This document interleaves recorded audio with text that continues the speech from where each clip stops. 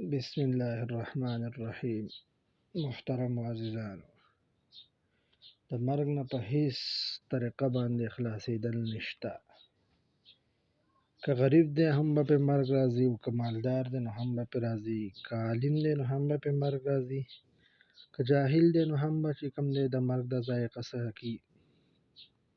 محترم عزیزانو، نه د فرعون غونته کې متکبر او نه د حضرت موسی غونته کریم الله، نه د نمرود غونته سرکش، نه د حضرت ابراهیم غونته خلیل الله،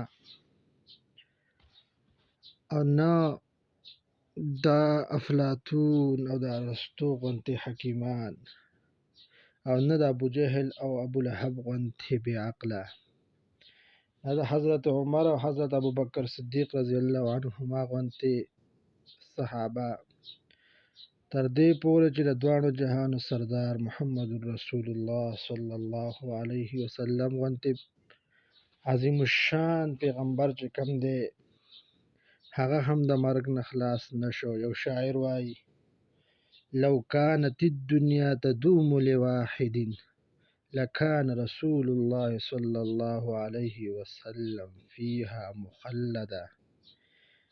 که چېرته په دنیا کې همیشه پاتې کېدی شوی، نو رسول الله صلی الله علیه وسلم په دنیا کې همیشه پاتې شوی.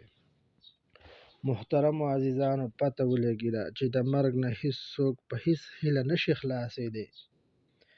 تر دې پورې که چېرته په حکمت په وجه انسان د مرګ نه خلاصېدی شوی، نو لقمان حکیم غونته هستي به خلاصه شوې. که د مال او د دولت په وجه یو انسان د مرګ نه خلاصېدی شوی، نو قارون به د مرګ نه خلاص شوی وي. او که چېرته د حکومت او د دبدبې په وجه باندې یو انسان د مرګ نه خلاصېدی شوی، نو فرعون غونته متکبر به خلاص شوی وي.